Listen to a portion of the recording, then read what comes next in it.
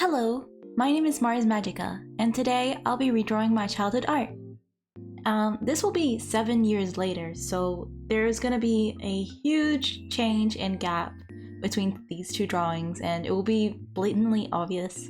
But I still want to show my skills that have developed over the course of time, and I'm really excited to do this because it's just kind of nostalgic looking back at this drawing and my obsession with cat girls and all the cute things that I still enjoy drawing but have a different approach to doing it. At the beginning of this video, I'll be breaking down what's wrong with the drawing or what I could have improved at the time, and then I'll be actually redrawing it with my own twist.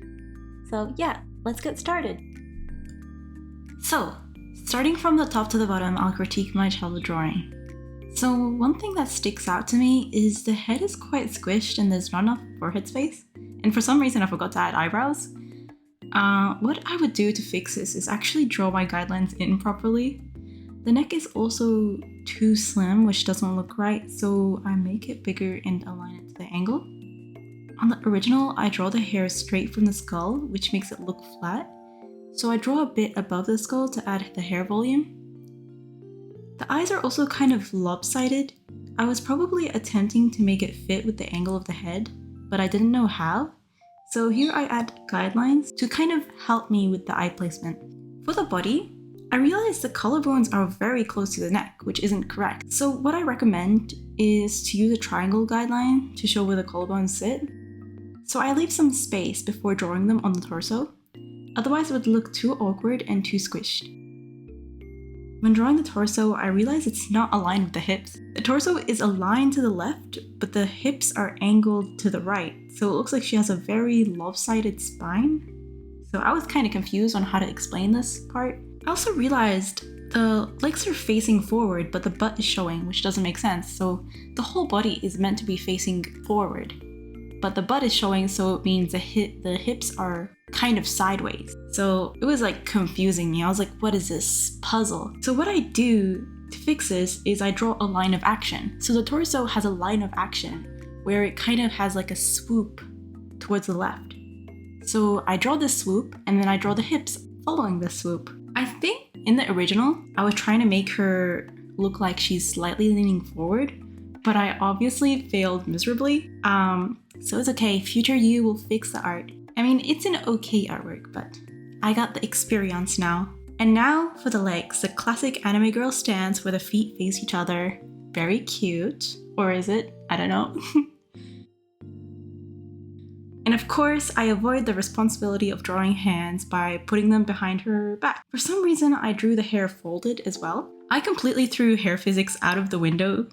It looks like those 3D hair glitches you'd find in anime games.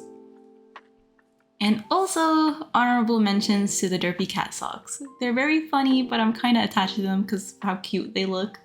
But yeah, let's get started on the artwork. So, I started with something easy, but then I scrapped the initial sketch because I want to challenge myself and it felt like a cheat to just draw a generic leaning pose. And it's already apparent that I've improved so much, so I just wanted to make the most of it, by actually doing the best I possibly can. I initially started with the Loomis method. This is a method that I've been practicing on paper for anatomy practices, but you'll see later that I scrapped that first sketch. I'm still learning about angles and perspective and hope to get better, but here towards the end of the drawing, I checked if I was correct by recreating the pose in this website called justsketchme.me. I was gonna say .com.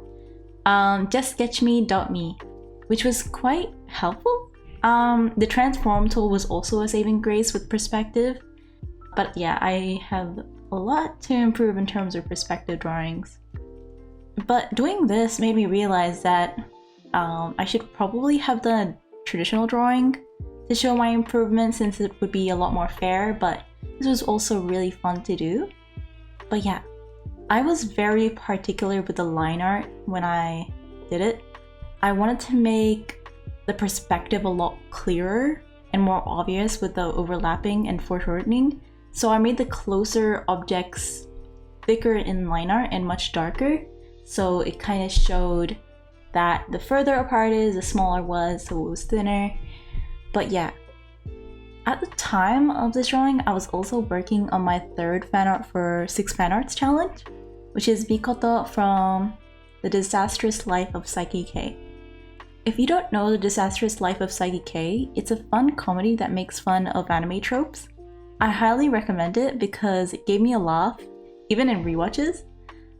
It was a really fun watch. I think I watched it in 2019 or 2020, around lockdown time as well.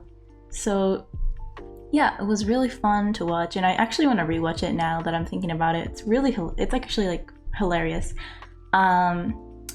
And she's just one of the more glamorous characters that I really enjoyed working on, and I'm still kind of working on her. I wanted to give her so much accessories, and she's a gyaru, so she has makeup. I mean, in the anime she actually doesn't wear makeup, but gyarus typically wear makeup, so I tried to like make her look more glamorous with my fan art, and I even like tried decorating her nails, but only her index finger showed, so I could only decorate her index finger nail, which is sad, but yeah, it was really fun. I was really excited to draw Mikoto because she's also really funny and also just an icon. Yeah. Here it was kind of weird when I start coloring because I had to stick to the same color palette, and it was pretty much pink for the most part, so it didn't give me a lot of variety, but at least it was fun. And also it was really soft, so it gave that very pastel-y look. I was really obsessed with pastels when I was a tween, and when I drew this I was around like 12 years old, but at least it made the overall appearance very soft and gentle, just like the character seems. I kind of predominantly enjoy cel shading in my artwork since it meets its potential with smooth cel shading. I used to do a painterly style and more smooth edges, but I feel like I really like the clean aesthetic, kind of the animated aesthetic with the harsher lines, and since I've figured that part out, I used to struggle with cel shading a lot, but now that I figured it out, I feel I'm much more confident and comfortable doing that style. I think I was quite bold when I was younger since I drew full body pieces regardless of my anatomy skills, and at the time I wasn't insecure about my art and didn't have any social media accounts, so I couldn't really compare myself. Actually, when I think about it, even when I used Google for references, I didn't compare myself to any of the artists I saw either, even when I watched YouTube videos as well. I think I was just mostly happy to draw and have fun, which is like a really sweet way of thinking about it.